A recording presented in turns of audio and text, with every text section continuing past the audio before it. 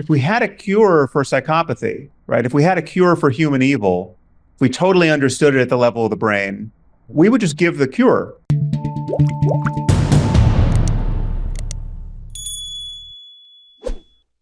So, Sam, the last major topic of our discussion is whether or not we can have such a thing as moral responsibility and personal rights if we're getting rid of this idea of the self altogether. So I'm interested for your views on that, how it works out practically and ethically. But also, at the same time, I do want to push you on this question, which this view that Roger's been presenting there, which is, why can't you say that we are simply just our conscious experiences? You don't deny that consciousness exists. You say it's not illusory. Why not say that these fleeting conscious experiences are what selves are?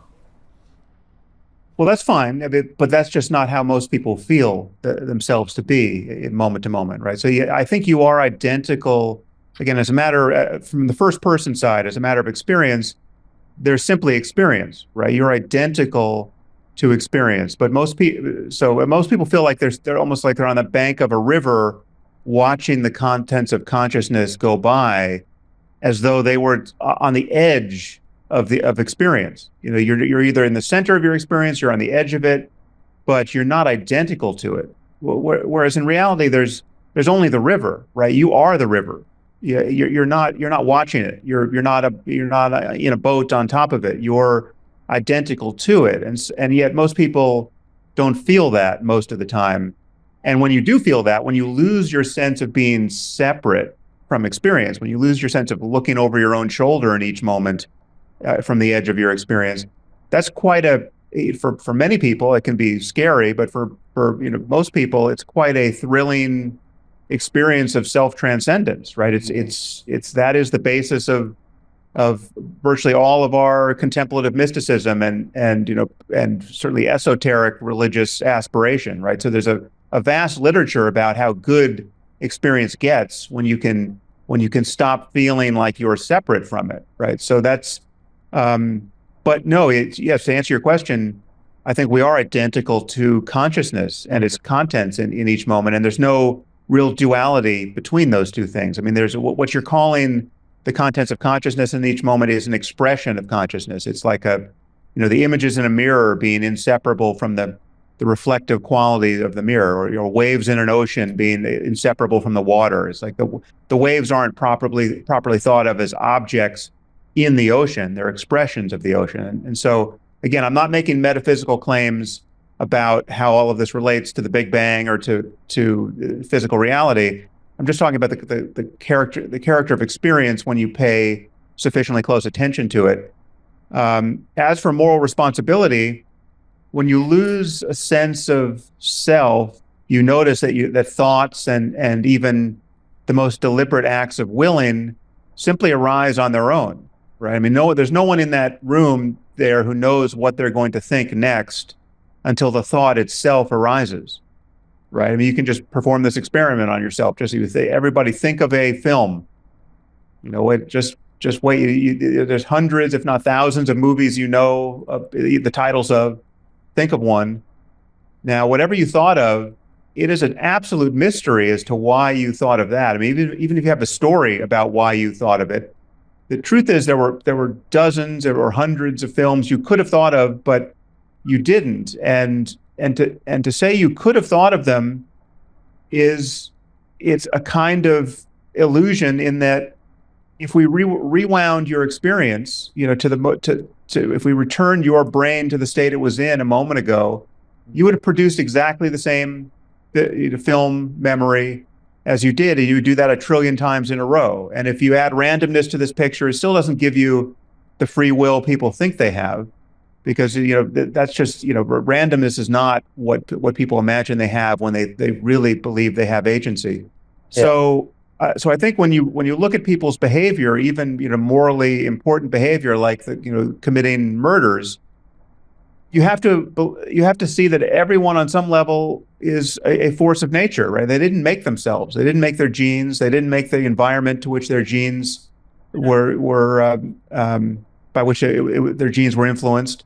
And the combination of genes and environment are precisely what created the states of their brain prior to their last action.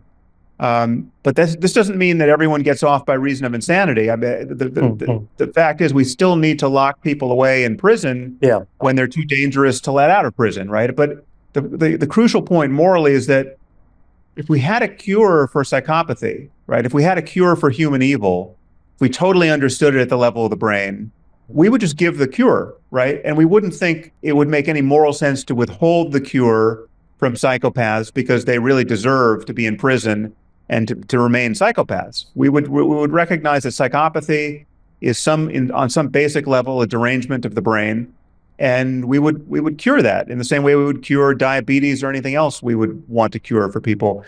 And it's the fact that the actual causes of the worst forms of immoral behavior are still mysterious to us, that we attribute them to the agent and imagine that the agent should have complete control over who he or she is, when we know that no one made themselves, right? And no one brought their brain to the precise moment it was in a moment ago. Well, I'm interested to hear Sophie's view on that in particular. So at the end of Sam's argument there seemed to be one that Galen Strawson's quite popular for. You do what you do because of the way you are. You can't be responsible for how you are, so you can't be responsible for what you do.